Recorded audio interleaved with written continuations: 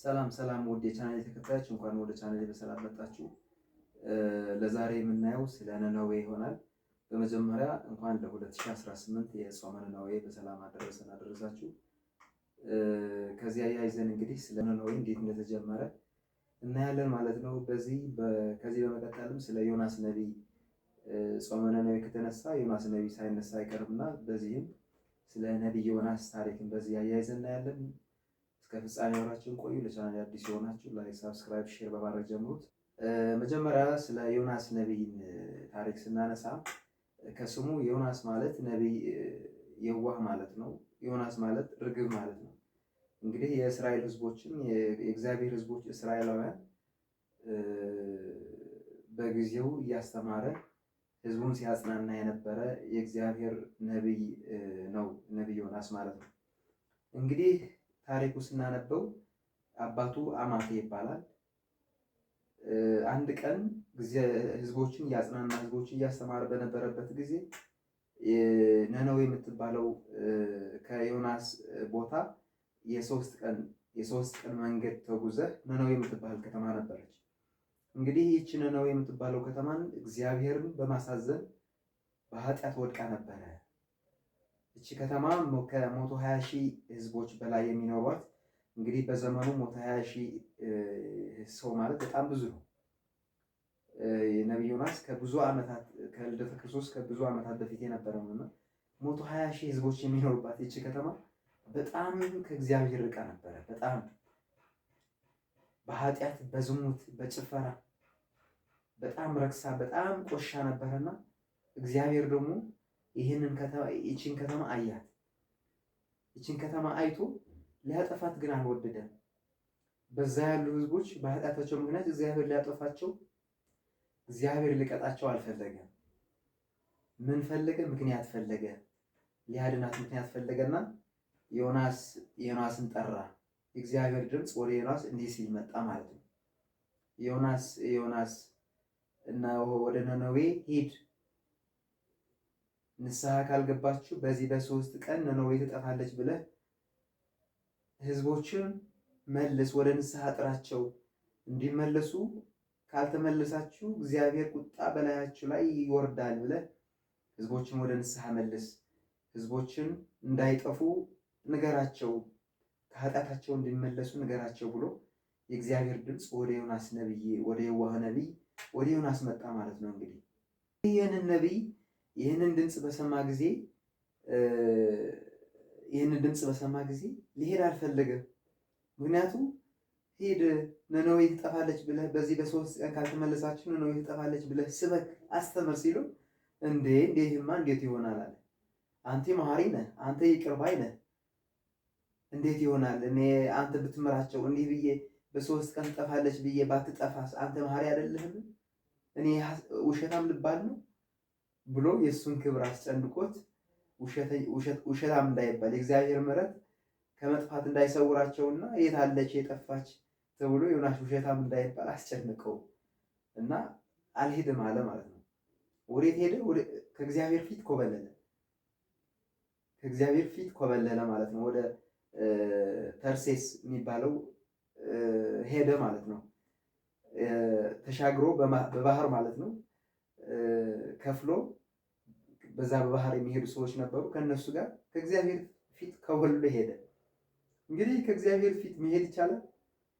ከእግዚአብሔር ፊት የእግዚአብሔር ድምፅ ላለመስማት፣ የእግዚአብሔር ትእዛዝ ላለማክበር እንግዲህ ከእግዚአብሔር ፊት ወዴት መሄድ ይቻላል?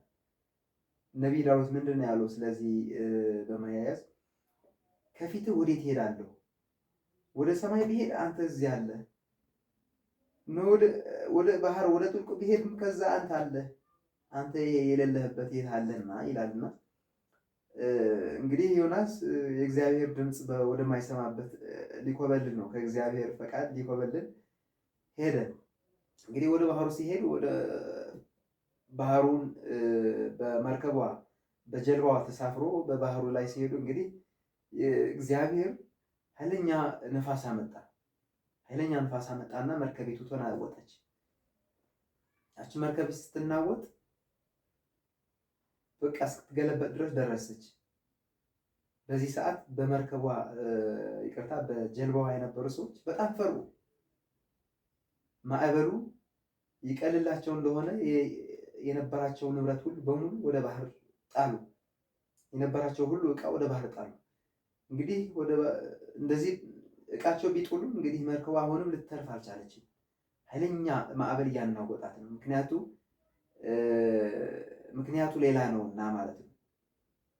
ዮናስ ግን ይሄ ሲሆን በጀልባው በታችኛው ክፍል ተኝቶ ነበረና ይሄን ሁሉ አይሰማም፣ እየሰማ ነበረ። ከዛ ሰዎች በጣም ተጨንቀው ዮናስ ቀሰቀሱት። ዮናስ ቀስቅሰው አንተም ወደ አምላክህ፣ ሁላችን ወደ አምላካችን እንጸልይና ምናልባት ምሕረትን ይሰጠን እንደሆነ ይቅር ይለን እንደሆነ ብሎ ጸሎት እንዲያደርጉ ቀሰቀሱት፣ ዮናስን ማለት ነው። ጠየቁት ስለ ዮናስ፣ አንተ የት ነህ? ሀገርህ የት ነው? ከየት ነው የመጣኸው? ብለው ጠየቁት። እንግዲህ ዮናስ አወቀ ማለት ነው። እግዚአብሔር በዮናስ ምክንያት ማዕበሉ እንዳመጣው አወቀና አይ እኔ የማመልከው እግዚአብሔር እኔ የማመልከው ሰማይና ምድርን የፈጠረ እግዚአብሔር ነው አላቸው ማለት ነው። በዚህም ዮናስ ጥፋቱን አውቆ አይ እኔን ወደ ባህር ካልጣላችሁ ማዕበሉ ጸጥ አይልም፣ እነሆ ይህንን ማዕበል ይህንን ችግር የመጣ በእኔ ምክንያት ነው አለ ማለት ነው። ዮናስ ጥፋቱን አመነ። እንግዲህ እስኪ ማን ነው ጥፋቱን የሚያምን? አሁን በጣም የዮናስ ቅንነት እንግዲህ እዚህ ጋር መመልከት ይቻላል ማለት ነው። ምክንያቱም ሰዎቹ በእሱ ምክንያት ሊጠፉ ነው፣ ማዕበል ሊውጣቸው ነው። እሱ ግን አመነ፣ የእሱ ጥፋት የእሱ ችግር እንደሆነ ነገራቸው። አይ ማዕበሉ በእኔ ምክንያት ነውና እኔን ጣሉኝ፣ እኔ ካልጣላችሁ እንጂ ማዕበሉ መቼም ቢሆን ጸጥ አይልላችሁም አላቸውና እንግዲህ እነሱን ፈሩ። እግዚአብሔር በሱ ምክንያት እንዳይፈርዳቸው ፈሩና ፈጥኖም ሊጥሉት አልፈለጉም። ዕጣ ተጣጥለውም ነበር መጀመሪያ። እንግዲህ ይህን ምክንያት በማን ምክንያት እንደመጣ እናውቅ ዘንድ ዕጣ እንጣጣል ተብሎ ዕጣ ተጣጣሉና ዮናስን ደረሰው። ከዛ 3 ጊዜ ዮናስን ደረሰውና ዮናስ ወደ ባህር እንዲጣል ሆኗል። እግዚአብሔር ሆይ በዚህ ሰው ምክንያት አትፍረድብን ብለው ወደ ባህር ጥሎታል ማለት ነው። ወደ ባህር ጣሉት። ዮናስ ወደ ባህር ተጣለ ማለት ነው። እስኪ ማን ነው በዚህ ዘመን ይህንን ኃጢአት የመጣ በእኔ በደል ነው ብሎ በደሉን የሚያምን ሰው በእውነት አለ? ይኖራል? በደሉ ወደ ሰው ለማጣበቅ ወደ ሰው ለማያያዝ ካልሆነ አይ ችግሩ በደሉ የመጣው በእኔ ነው ብሎ የሚያምን በእውነት በዚህ ይኖራል? አይኖርም። ስለዚህ የዮናስ ቅንነት በዚህ መመልከት ይቻላል። እንግዲህ ዮናስ ወደ ባህር ከተጣለ በኋላ እግዚአብሔር ትልቅ አሳ አንበሪ ማለት ነው፣ አሳ ነባሪ፣ ትልቅ አሳ ነባሪ እግዚአብሔርን አዘጋጀ። እንግዲህ ዮናስን ዋጠው ማለት ነው። ዮናስ በዛ ባህር የተዘጋጀው አሳ አንበሪ ዮናስን ዋጠው።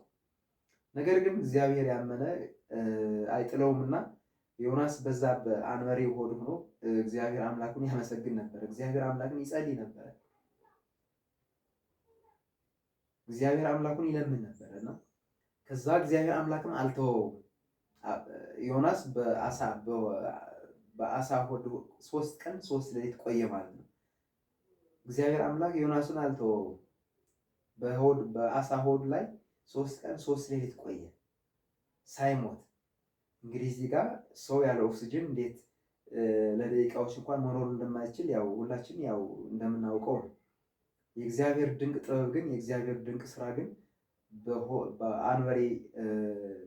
በአሳ አንበሪ ሆድ ውስጥ ዮናስ ኦክሲጅን ከየት ያገኝ ነበረ? እንዴት ሳይሞት ቆየ የሚለው በጣም የእግዚአብሔር ድንቅ ስራ ምንኛ ትልቅ እንደሆነ የምናየው እዚህ ጋር ነው ማለት ነው። 3 ቀን 3 ሌሊት ነበረ ዮናስ በአንበሪ ሆድ ማለት 3 ቀን 3 ሌሊት የቆየበት ምክንያት የክርስቶስ ምሳሌ ይሆን ዘንድ ነው። ለክርስቶስ ሞት ምሳሌ ይሆን ዘንድ ዮናስ 3 ቀን 3 ሌሊት በአሳ አንበሪ ሆድ ውስጥ እንደነበረ ክርስቶስ ወልደ እግዚአብሔር ኢየሱስ ክርስቶስን በመቃብር 3 ቀን 3 ሌሊት የመቆየቱ ምሳሌ ነበረ ማለት ነው። በዚህ በማቴዎስ ወንጌልም ምዕራፍ 12 ከቁጥር 40 እንደምናየው ዮናስ 3 ቀን 3 ሌሊት በአሳ አንበሪ ሆድ እንደቆየ የሰው ልጅ የተባለ ኢየሱስ ክርስቶስም 3 ቀን 3 ሌሊት በመቃብር ይኖራል ይላል። እንግዲህ ይህን ምሳሌ የሆነ ዘንድ እግዚአብሔር አምላክ 3 ቀን 3 ሌሊት በአንበሪ ሆድ አቆይቶታል ማለት ነው። ከዛ በኋላ ወደ ገምገም ወደ ባህሪው እግዚአብሔር አዘዘውና ወደዛ ወደ ጫፉ አውጥቶ ተፋው ማለት ነው። አወጣው፣ ከሆዱ አውጥቶ ተፋው። ዮናስ በሕይወት ኑሮ ተነሳ። አሁንም ተነስቶ አሁንም ዳግመኛ የእግዚአብሔር ቃል እንዲህ በማለት መጣ። ዮናስ ወደ ነነዌ ሂድ፣ እነሆ ይመለሱ ዘንድ ስበካቸው፣ አስተምራቸው። ካልተመለሱ ግን በሦስተኛው ቀን ነነዌ ትጠፋለች ብለህ ስበክ፣ አስተምር ብሎ ላከው ማለት ነው።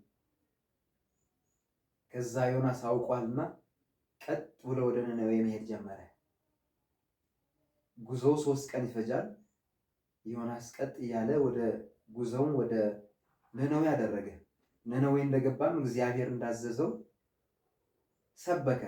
ሕዝቦቹም በጣም በኃጢአት ከእግዚአብሔር ርቀው በኃጢአት ተዘፍቀው አገኛቸውና እነሆ የነነዌ ሰዎች ሆይ ተመለሱ፣ እነሆ ካልተመለሳችሁ ግን በዚህ 3 ቀን ውስጥ እግዚአብሔር ያጠፋታል፣ ነነዌ ትጠፋለች።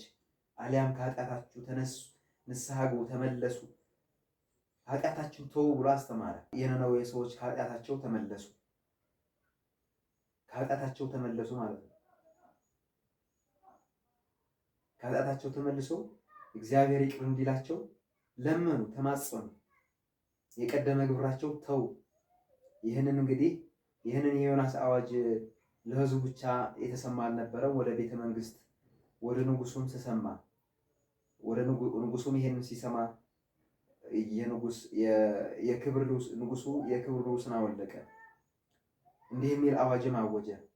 ሁላችሁ የነነዌ ሰዎች ሆይ ከትንሽ እስከ ትልቅ እንስሳትን ሳይቀሩ ምግብ የሚባለው እንዳይበሉ፣ እንዳይቀምሱ፣ እንዳይጠጡ አለ። ነነዌ የ3 ቀን አዋጅ ታወጀ። ማንም እንዳይበላ፣ ማንም እንዳይጠጣ።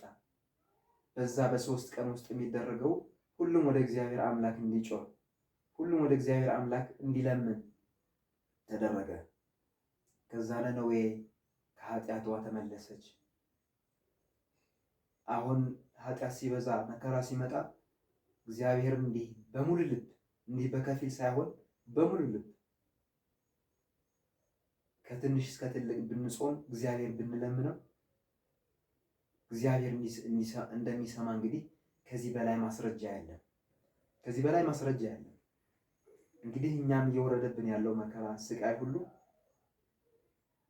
በአንድ ልብ ሆነን ከትንሽ እስከ ትልቅ ሁላችን ወደ እግዚአብሔር ብንለምነው እግዚአብሔር መሐሪ እንደሆነ፣ እግዚአብሔር ይቅር እንደሚል፣ እግዚአብሔር መዓቱን እንደሚመልስ ከዚህ በላይ ምን ማስረጃ ነው?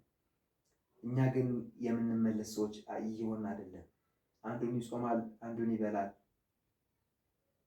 እንዲሁ ነው። አንድ ልብ አልሆነም። እንደ ነነዌ ሰዎች በአንድ ልብ ከንጉሱ እስከ ታችኛው እስከ ሕፃን ድረስ በአንድ ልብ ወደ እግዚአብሔር አልተመለስንም። የነነዌ ሰዎች ግን ሁላቸው ተመለሱ። እንግዲህ የነዚህ የነነዌ ሰዎች መመለስ እግዚአብሔር ያያል ከላይ ሆኖ። እንግዲህ አይቻለሁ፣ ከኃጢአታቸው እንደተመለሱ አይቻለሁና እነሆ ነነዌን ሊያጠፋ የነበረ እሳት እነሆ አትጠፋም፣ እነሆ ከኃጢአቷ ተመልሳለችና ንስሐ ገብታለች፣ ወደ እኔ ተመልሰዋልና አላጠፋቸውም አለ እግዚአብሔር። አላጠፋቸውም አለ። ዮናስ ግን ይህንን ስብከት ሰብኮ ከከተማው በስተ ምስራቅ ወዳለው ትንሽ ተራራ ወጥቶ እዛ ተቀምጧል። ምናልባት ከተማዋ የምትሆነው ነገር ለማየት እዛ ቁጭ ብሎ ተቀምጧል። እግዚአብሔር ግን በምህረት ወደ ነነዌ በተመለሰ ጊዜ ዮናስ በጣም በጣም ተናደደ። ያናደደው ምን እንደሆነ ታውቃላችሁ? እኔስ ድሮ ወደ ተርሴስ ያስኮበለለኝ ነገር ይህ አይደለምን? አንተ መሐሪ ነህ፣ አንተ ይቅር ባይ ነህ። እነሆ ነነዌ በዚህ በ3 ቀን ትጠፋለች ብዬ ብሰብክ አንተ በምህረት ይቅር ብትላቸው እኔ የታለች ነነዌ የጠፋች? ውሸታም ልታስብለኝ ነው ብዬ አይደል ድሮስ የኮለልኩት አለ። የእሱ ክብር አስጨነቀው። ሐሰተኛ እንዳይባል የታለች የጠፋች ነነዌ አንተ ውሸተኛ ነቢይ እንዳይባል ፈራና ብሎ በጣም ተበሳጨ፣ ተናደደና ቁጭ ብሎ በዛ በስተምስራቅ ባለች ትንሽ ተራራ ቁጭ ብሎ በጥላ ላይ እግዚአብሔር አንዲት ጥላ አበቀለለትና አንዲት ተክል አበቀለ። ወዲያው በቅላ ያው ጥላ ሰጥተዋለች ለዮናስ። የእግዚአብሔር ስራ ነው እንዲህ ያደረገው። በአንድ ቀን ነው የበቀለችው። በአንድ ቀን በቅላ ያው ጥላ ሆናለታለች ለዮናስ ነቢይ። እንግዲህ በዛ ጥላ ቁጭ ብሎ ከኃይለኛ ፀሐዩ ትንሽ ጥላ ሆናበታለች። ከዛ እግዚአብሔር ድጋሚ ያችን ጥላ አንድ ትል አመጣና ደረቀች። አንድ ትል በላትና ደረቀች ያቺ ጥላ ማለት ነው። አሁንም ዮናስ በጣም ተናደደ። እግዚአብሔርም እንዲህ ሲል ወደ ዮናስ መጣ። አንተ ለምን ተናደድክ? ውሃ ላጠጣህ። ዮናስ እኮ ያቺ ተክል እንድትበቅል ውሃ ላጠጣህ። እግዚአብሔር በራሱ ያበቀላት ነው። ውሃ ላጠጣህ አልተከልክ። እቺ በመድረቋ ለምን ተናደድክ አለው እግዚአብሔር ማለት ነው።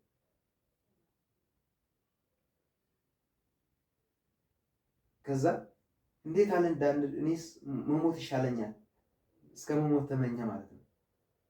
እግዚአብሔር ግን እንዲህ አለው፣ አንተ ስማ፣ አንተ ያላጠጣት አንተ ያልተከልካት ተክል እንደዚህ ከተቆጣህ እንደዚህ ካስቆጨህ 120 ሺህ የሚኖሩባት ሕፃውንትና ትላልቅ እንስሳት የሚኖሩባት ነነዌ በመጥፋቷ ምክንያት እንዴት አላዝንም? እንዴት አላዝንም? አንተ ለዚች ያልተከልካት ላላጠጣሃት ተክል እንዲህ ከቆጨ እኔማ እንዴት አይቆጨኝም? ህዝቦቼ እኮ ናቸው፣ በእኔ እጅ የተፈጠሩ እኮ ናቸው። እንዴት 120 ሺህ የሚኖሩባት የነነዌ ከተማ ትጠፋ ዘንድ እንዴት ዝም እላለሁ? እንዴት አያስቆጨኝም? እንዴት በምህረት አልመለስም አለ ማለት ነው። እንግዲህ የእግዚአብሔር ፍቅር ምንኛ ትልቅ እንደሆነ ከማረው ነው ማለት ነው። የእግዚአብሔር መሐሪነት ምንኛ ትልቅ እንደሆነ፣ የእግዚአብሔር ፍቅር ምንኛ ትልቅ እንደሆነ፣ ማንም ሰው ይጠፋ ዘንድ እግዚአብሔር እንደማይወድ ሁላችንም ለንስሐ እንደሚጠብቀን ከዚህ ጋር መማር ያስፈልጋል። እንግዲህ እኛም እንደ ነነዌ ሰዎች በኃጢአት ወድቀን እንደሆነ ከእግዚአብሔር ተለይተን እንደሆነ በንስሐ ወደ እግዚአብሔር እንመለስ ዘንድ ሁሌ ይጠብቀናል። እንጠፋ ዘንድ የሚወድ አምላክ አይደለምና። ስለዚህ እንደ ነነዌ ሰዎች ከኃጢአታችን ተመልሰን የእግዚአብሔር ምሕረት የምናገኝበት ያድርግልን። ወስብሐት ለእግዚአብሔር ወለወላዲቱ ድንግል ወለመስቀሉ ክቡር። ይቆያል።